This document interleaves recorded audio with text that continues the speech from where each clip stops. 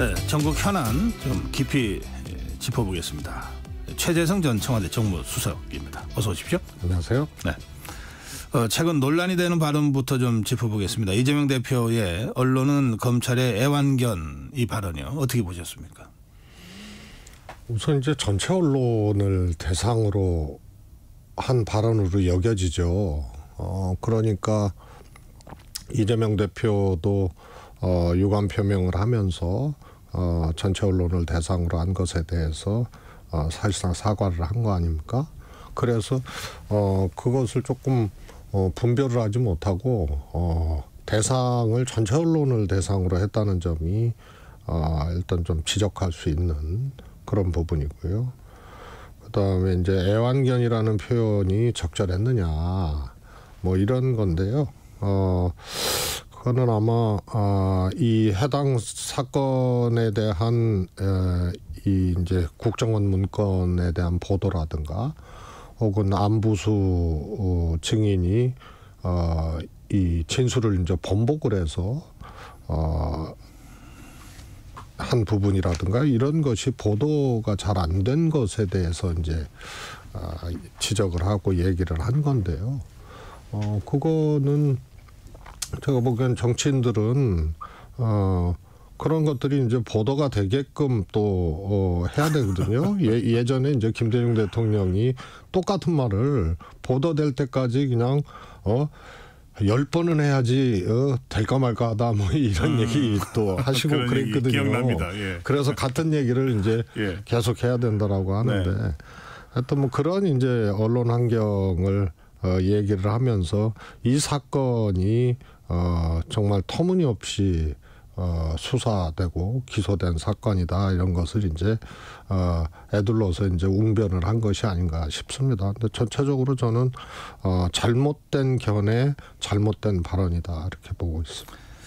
예, 그 일부 기자들에 대한 그 얘기였다 이런 식으로 유감 표명을 했고, 그래서 우리 최재성 수석께서 이제 사실상의 사과를 한 거다 이렇게 이제 말씀하셨는데. 그런데 그 후에 이재명 대표의 발언이 뭐 잘못됐냐 그러면서 더불어민주당의 양문석 의원, 최민희 의원 이런 사람들이 더 세게 더 거칠게 나가버렸잖아요. 그건 어떻게 보세요? 저는 그게 더 저는 문제였다고 봐요. 아하. 특히 이제 양문석 의원이 애완견에게 그거는 모독이다. 뭐 이런 표현까지 하면서 네. 일단 이제 엄호를 한 건데 이재명 대표 발언은 뭐 엄호하는 것이야 뭐 좋을 수 있습니다만 그 민주당 정치인 입장에서는 그러나 양문석 의원의 표현이 더 사실은 이 문제에 대해서 더 불을 질러버리는 네. 그런 이제 오히려 역효과를 갖고 온 거거든요. 그래서 양문석 의원은 특히 이제 여러 가지 이제 그런 발언이라든가 이런 태도라든가 이런 이제 논란들이 계속 있어 왔는데 정말 그게 더 안 좋게 더 작용을 했던 거죠. 예. 그런가 하면 국민의힘의 박정원 의원이 그 위증교사 혐의 관련해서 녹취록을 공개했는데요. 그건 어떻게 보십니까? 우선은 이제 새로운 게 아니잖아요. 녹취록 자체를 통화 녹음 자체를 공개를 한 그 방식은 처음인데 네. 이거는 이미 이제 검찰의 이제 기소 내용이라든가 뭐 이런 데 다 나와 있고 증거로서 또 제출이 됐고 이런 거라서 뭐 새로운 거는 아니에요. 그런데 저는 정치권에서 이거는 이제 검찰이 하고 있는 거 아니에요? 근데 그 정치권에서 이런 것을 일종의 이제 새로운 사실도 아니고 이런 것을 틀어대고 뭐 이런 거는 뭐 제가 보기에는 썩 좋은 일은 아니다. 그런데 또 내용을 봐도요. 이게 위증교사를 했다라고 여겨지는 이재명 대표의 발언이나 이런 것들은 없어요. 제가 보기에는. 그래서 이거 뭐 나를 위해서 이렇게 증언을 이렇게 해달라 이렇게 얘기를 한 게 아니거든요. 그래서 기억을 좀 되살려 보시고 이렇게 한 거라서 제가 보기에는 이것을 공개를 해서 국민의힘에서 무엇을 얻을 수 있는지 그것도 불분명하고요. 이런 것을 공개하는 행위 이런 자체가 썩 좋은 것은 저는 아니라고 보고요. 네. 내용상으로도 뭐 소위 스모킹건이라고 해야 될까요? 뭐 그런 내용도 아니고. 예. 대북 송금 사건과 관련돼서 이제 제3자 뇌물 혐의로 이제 이재명 대표가 기소가 됐잖아요. 그리고 나서 바로 뭐 호텔 정자동 호텔 의혹 사건이라든지 뭐 여러 가지 것들이 또 검찰 수사가 속도를 내고 있다는 보도가 계속됩니다. 그러니까 이재명 대표의 사법 리스크가 더 커지고 있다 이런 뜻인데 한마디로 얘기하면 그 점은 어떻게 보십니까? 글쎄요. 그거는 저는 뭐 어차피 이재명 대표 관련된 지금 검찰의 수사나 이런 것을 보면요. 번지수가 계속 바뀌었거든요. 처음에 대장동으로 온 나라를 그냥 막 시끄럽게 했고 그 대장동으로 이재명 대표가 금품을 수수하거나 혹은 또 그것으로 이제 정치 자금을 수수하거나 뭐 이렇게 간 거고요. 그런데 지금 대장동은 사실 어디 갔는지 보이지도 않아요. 그러다가 이게 성남FC로 가고 변호사비 대납으로 갔고요. 쌍방울도 변호사비 대납으로 간 거예요. 거기서 시작된 거죠. 그 변호사비 대납으로 시작돼서 지금 대북 송금으로 간 거예요. 예.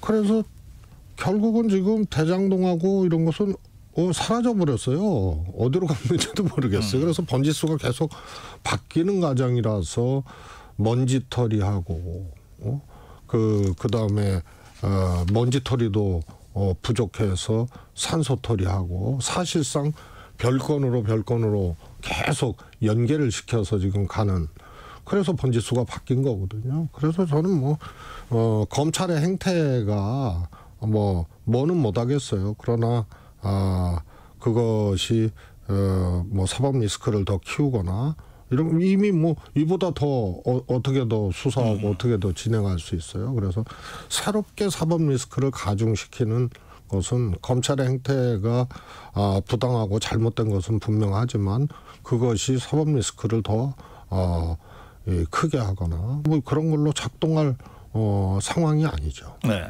그러면 이재명 대표의 사법 리스크에 대한 더불어민주당과 이재명 대표의 대응이 있잖아요. 그게 이제 당헌 당규 개정으로도 나타나고 이제 그렇게 나타나는 건데 그 더불어민주당의 대응에 대해서는 어떻게 평가하십니까? 저는 뭐 그것이 사법 리스크에 대한 대응으로 당헌 개정이 나타나고 그렇게 시도됐다고 그렇게 단정할 수는 없거든요. 네. 그래서 그것 때문에 개정했다 뭐 이렇게 단정할 수는 없는 거고. 그러나 이제 지금 그동안은 이제 검찰 수사 기소 단계에서는 검찰로 인한 사법 리스크였고 지금은 이제 재판 단계니까. 그렇죠. 재판 단계에서의 이제 사법 리스크는 조금 내용이 다른 거거든요. 그래서 굳이 뭐 방탄을 하거나 뭐 이럴 만한 것이 없어요. 있다면은 뭐 법정 구속인데요.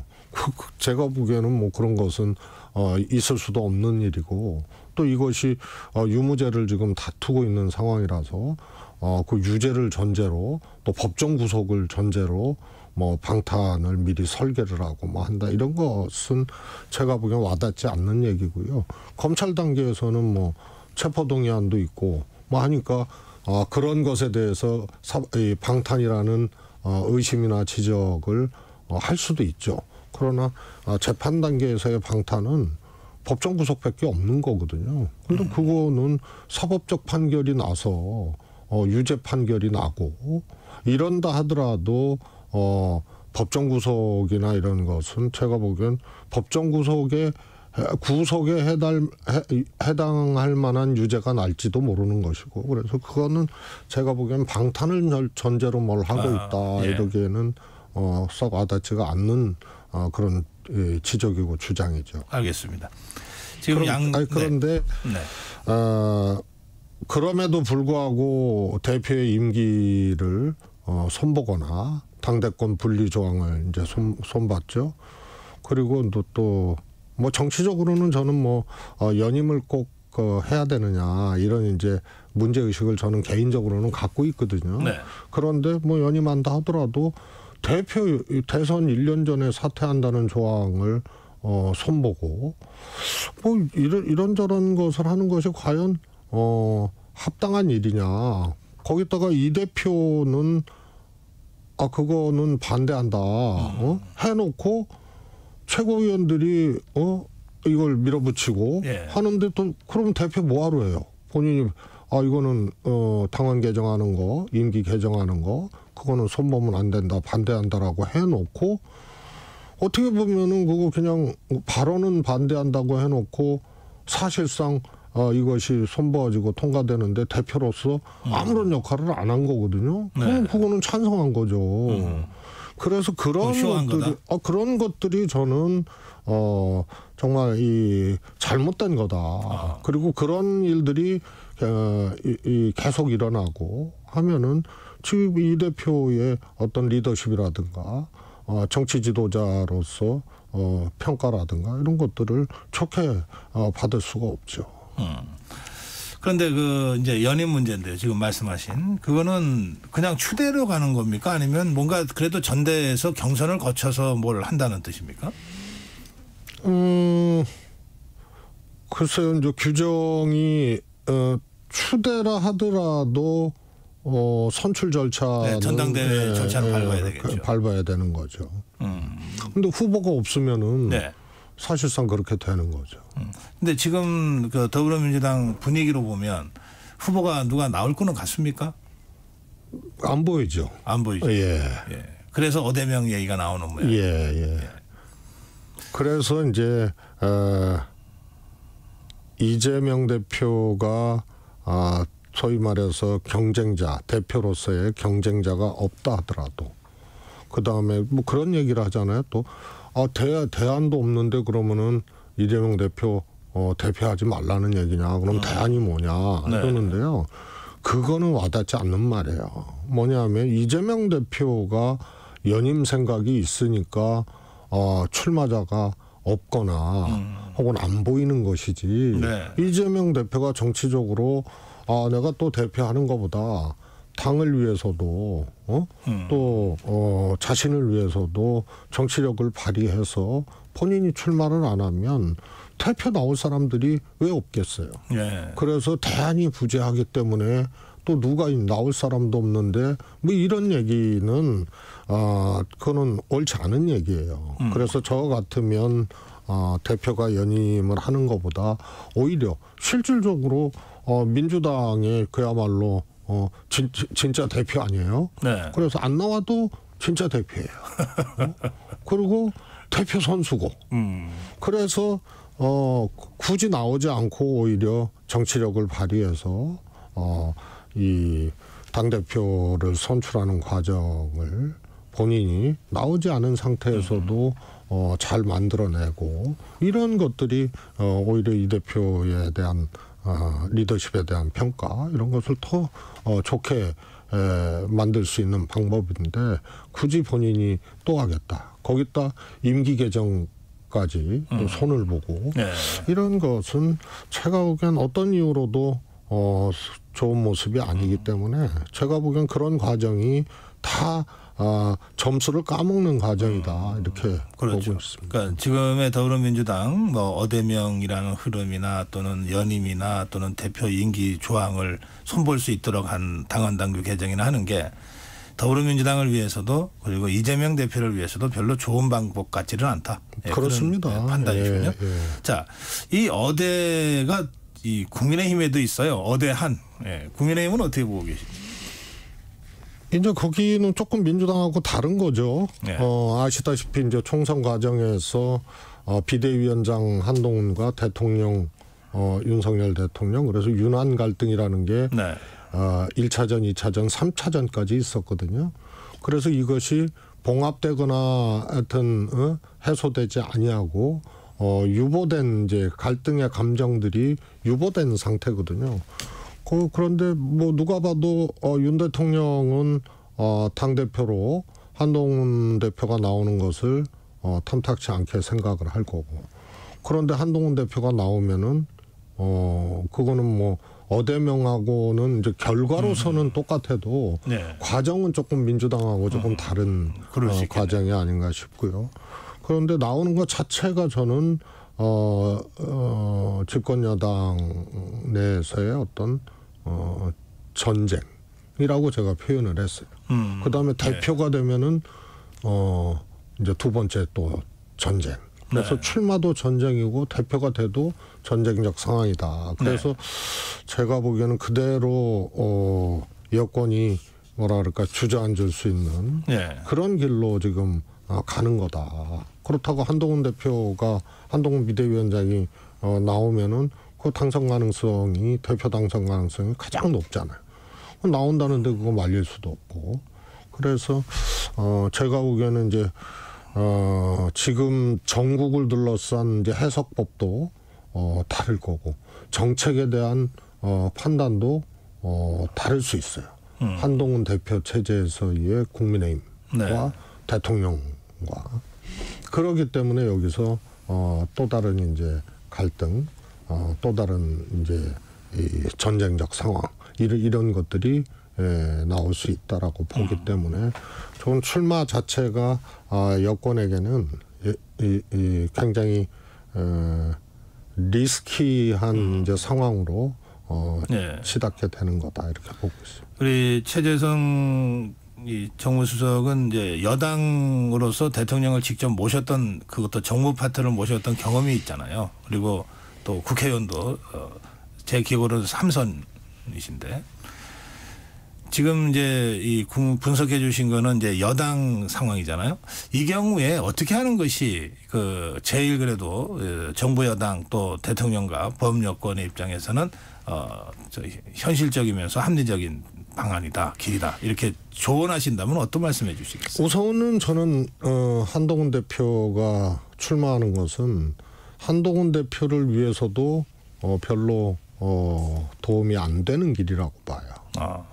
그래서 저 같으면 한동훈 대표가 출마를 안 할 수 있게 그렇게 하는 것이 좋습니다. 왜냐하면 갈등이 일어나고 여당은요 국민들이 그 안에서 죽이 되든 밥이 되든 그 안에서 싸우고 갈등이 일어나고 하면은 그 집권당이고 집권 세력이고 정점에 대통령이 있는 거 아니에요.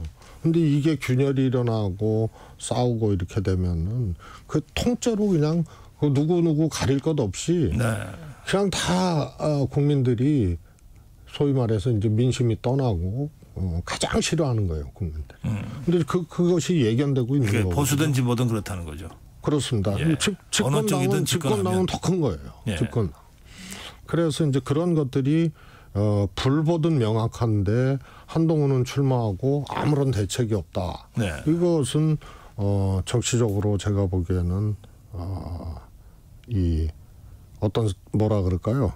불행을 예약하는 거거든요. 그러면 어떤 식으로든지 이걸 작동을 해야 되는데 이미 이제 그런 기능들이 제가 보기에는 무너졌어요. 그거는 윤석열 대통령이 과도하게 그전 과정에서 김기현 대표를 만드는 과정, 강서구청장 보궐선거에 김태우를 내보내는 과정, 뭐 그리고 총선 참패 이렇게 이런 과정에서 더 이상 그런 어떤 좋든 안 좋든 그런 이제 조정 능력이라든가 이런 것들이 사실은 이제 없어져 버린 거겠죠. 소리 없이 내밀하게 작동된다면 그런 이 조정 장치가 필요한데 지금은 그렇게 하기도 어려운 상황이 됐다. 이런 그렇습니다. 직접 개입은 못하지만 그리고 당에도 이제 그런 기능들이 좀 있어야 되는데 당도 없는 거예요. 그래서 누구도 조정도 못하고 누구도 이런 것을 소위 말해서 구상하고 기획하고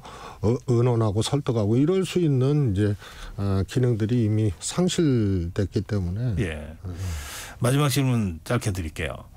지금 원구성이 아직 끝나지 않은 상태입니다. 7개 상임위가 남아 있는데 그 여야 모두에 대해서 이 문제 어떻게 처리하는 게 좋겠다. 마지막 조언하신다면. 저는요. 이 정치는 그런 거죠. 이제 지나간 일이 된 거 아니에요? 법사위원장이라든가 11개는 이미 지나간 일이 됐어요. 예. 그런데 여당이란 말이에요. 근데 지금 여당이 야당처럼 하고 있거든요. 그러니까 여당도 이거를 해서 별로 득이 되지를 않아요. 그리고 야당처럼 하고 있으니까. 여당이 책임 여당이 집권 여당이 국회를 지금 거부를 하고. 네. 그래서 시작이 어떻게 됐든 간에 지금 단계에서는 여당이 밖으로 돌고 무슨 뭐 장애 투쟁하듯이 뭐 민생 뭐 투어한다 그러고 국회는 지금 이렇게 공전되고 있고 이런 게 여당에도 실점이기 때문에 본인들 주장의 생각으로는 쉽지 않겠지만 네. 빨리 이거는 나머지라도 받아라. 타협을 하고 받는 것이 예. 여당한테도 좀 좋다. 그게 정치다. 예, 오늘 여기까지 듣겠습니다. 고맙습니다. 감사합니다. 최재성 전 청와대 정